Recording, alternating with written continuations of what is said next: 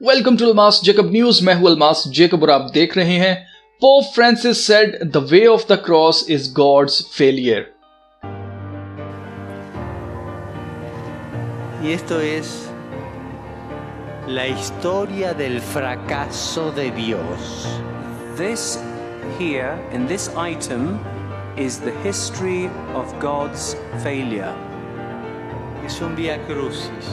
It's the way of the cross. It's the history of God's failure. It's the way of the cross. It's the way of the cross. It's the history of God's failure. It's the way of the cross. अभी हाल ही में PM Modi pope Francis से मुलाकात करके आया है। यह मुलाकात क्यों हुई और इससे क्या होने वाला है, इस पर बात करने से पहले जरूरी है कि हम इसका बैकग्राउंड समझ लें कि पीछे असल में चल क्या रहा है और क्यों यह मुलाकात हो रही है। इसलिए आज की वीडियो में आपको इसका बैकग्राउंड बताया जाएगा और नेक्स्ट वीडियो में आपको बताया जाएगा कि पीएम मोदी पोप से क्यों मिला था। 5 जून 2021 को वर्ल्ड एनवायरनमेंट डे के ऊपर, जो कि एनवायरनमेंट डे फंड किया था यूएन ने, यूनाइटेड नेशंस ने, जिनका 22 अप्रैल को होता है मदर अर्थ डे और यूनाइटेड नेशंस इसको सपोर्ट करता है, इसको खास तौर से फंड करता है।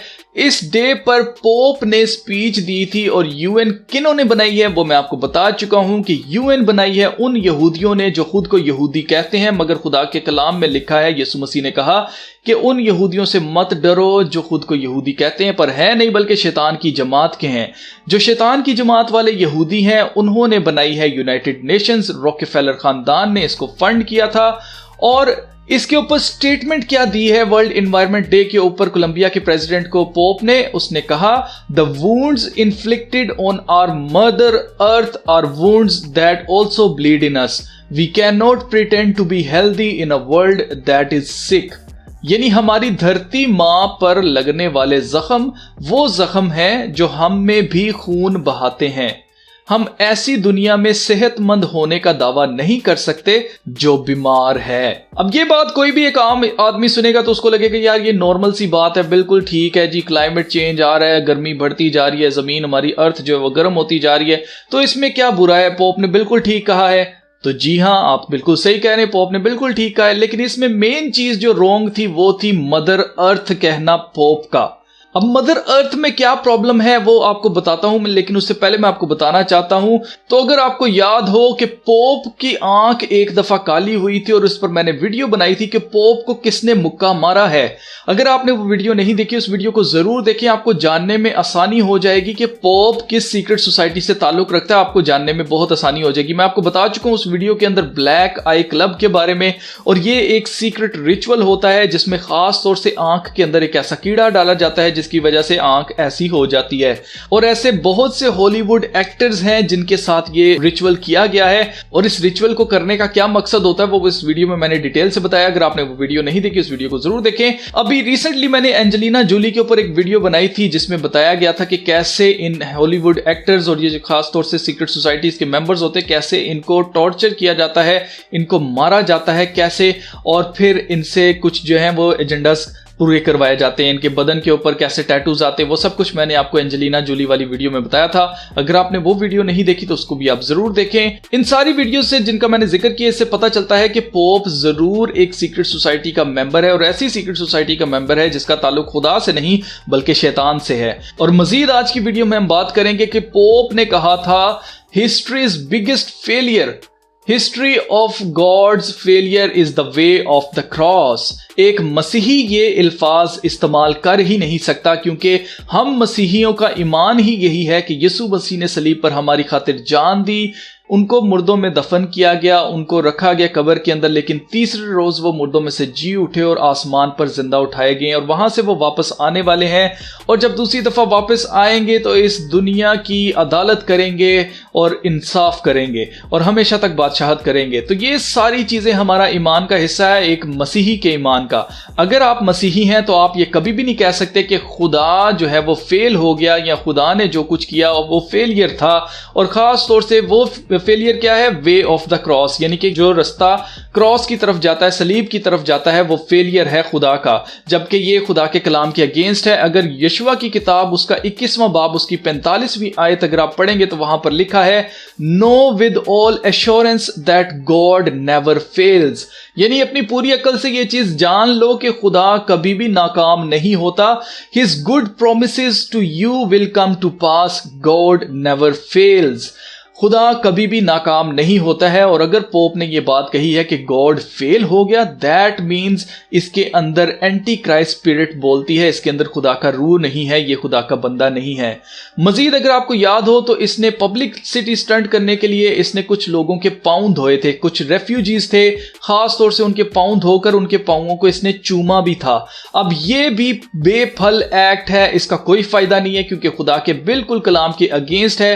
यीशु मसीह ने जब अपने शागिर्दों के पांव धोए थे तो उसका हरगिज ये मकसद नहीं था कि यीशु मसीह कोई बहुत काइंडनेस शो कर रहे थे या यीशु मसीह जो है वो बहुत लव शो कर रहे थे अपने शागिर्दों को, ऐसा हरगिज नहीं है। उसका मकसद ये था एक दूसरे को माफ करना। और जब यीशु मसीह पतरस के पास जाते हैं उसके पांव धोने के लिए तो पतरस कहता है कि मुझे पूरा नहला दो, लेकिन यीशु मसीह उनसे कहते हैं कि तुम्हें पूरा नहाने की जरूरत नहीं है, जो शख्स नहा चुका है उसको सिर्फ पांव धोने की हाजत है। मुझे बताया जाए कि जिनके पांव पोप धो रहा था वो कहां से पूरे नहाए हुए थे। नहाए हुए से मकसद ये नहीं कि नहाना जैसे हम नहाते हैं, नहाए हुए से मकसद ये है बपतिस्मा लेना और खुदावंद यीशु मसीह को फॉलो करना, उनके पीछे चलना। और यीशु मसीह ने कहा था कि जैसा मैं तुम्हारे साथ ऐसा कर रहा हूं, तुम्हारे पांव धो रहा हूं, तुम भी आपस में एक दूसरे के साथ ऐसा ही सलूक रखना, ऐसे ही करना, एक दूसरे को माफ करना, एक दूसरे से मोहब्बत रखना, आपस में एक रहना। तो यहां पर भी नजर आता है कि यह खुदा के कलाम के खिलाफ एक्शंस लेता है। और एंटी क्राइस्ट स्पिरिट के बारे में खुदा का कलाम हमें बताता है कि जो कोई भी खुदा के कलाम के अगेंस्ट चलता है वो उसके अंदर मुखालफे मसीह का रूह काम करता है। अब मैं आपको बताना चाहता हूं कि पोप फ्रांसिस जो है वो 2013 को पोप बना था और खास तौर से अर्जेंट बेसिस पर इसको पोप बनाया गया था। इससे पहले जो पोप था बेनेडिक्ट उसका नाम था, उसको इन्होंने करवाया था रिजाइन। ये पूरी हिस्ट्री जो है कैथोलिक चर्च की उसमें पहली दफा ऐसा हुआ था कि किसी पोप ने रिजाइन किया हो।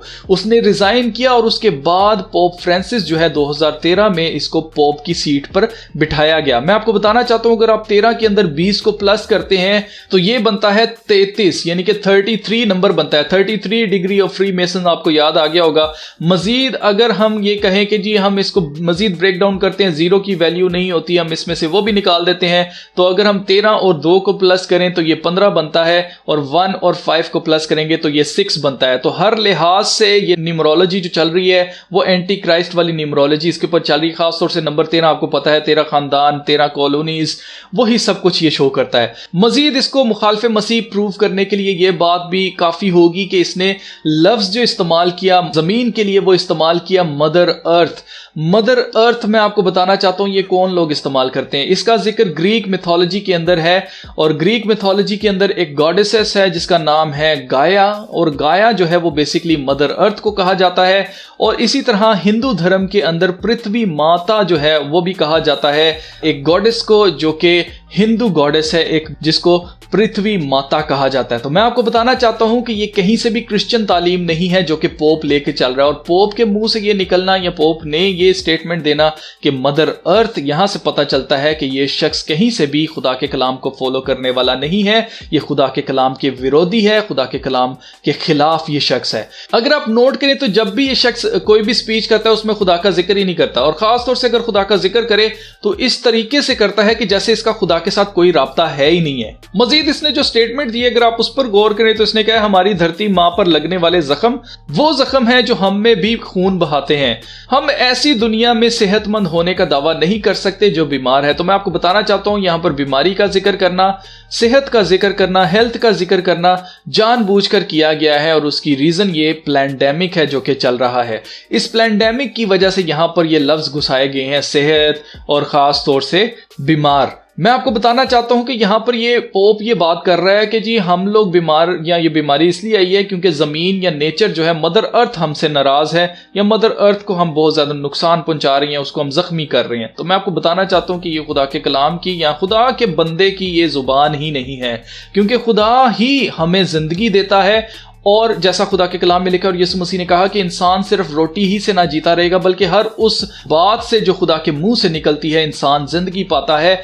और मैं आपको बताना चाहता हूं कि खुदा के लोग हमेशा यही कहते हैं कि खुदा की तरफ से ये आफत आई है, क्योंकि पास्ट में हमें देखने को मिलता है कि खुदा ने सदूम और अमूरा के ऊपर आफत भेजी, उसको तबाह बर्बाद किया। खुदा ने 10 आफत भेजी मिस्र के ऊपर, और इसी तरह नैनवा शहर को भी वार्न किया गया था। मैं आपको बताना चाहता हूं कि ये आफत जो है वो खुदा की तरफ से आती है, और खुदा का शख्स या खुदा का बंदा जो होगा वो हमेशा यही कहेगा कि ये आफत जो आई है ये खुदा की तरफ से आई है, और खुदा अगर हमें बचाना चाहे तो हमें बचाएगा, हमें कुछ नहीं होगा, जैसे इसराइल को मिस्र में रहते हुए कुछ नहीं हुआ था। अब अव्वल तो ये खुदा का जिक्र ही नहीं करता, जब अगर ये खुदा का जिक्र करता भी है तो आप नोट करें कि ये कैसे जिक्र करता है। ये कहता है कि अगर मैं सोचूं, अगर मैं खुदा से अभी पूछूं कि क्या तुम इसके बारे में क्या सोचते हो, तो खुदा ये सोचता होगा या खुदा यूं कहेगा। ये ख्यालाती तौर पर कह रहा है, ये खुदा के कलाम में से कुछ नहीं बता रहा। हालांकि खुदा के कलाम के अंदर भी हमारे लिए बहुत सारे मैसेजेस हैं, लेकिन इसने कोई खुदा का कलाम यहां पर कोट नहीं किया, और इसने कहा कि अगर मैं खुदा से पूछूं, यानी कि इसका कोई राब्ता है ही नहीं है खुदा से, और ये सिर्फ अपनी ख्यालाती बातें जो है वो बता रहा है कि खुदा यूं सोचता होगा या खुदा ये कहेगा इस पर।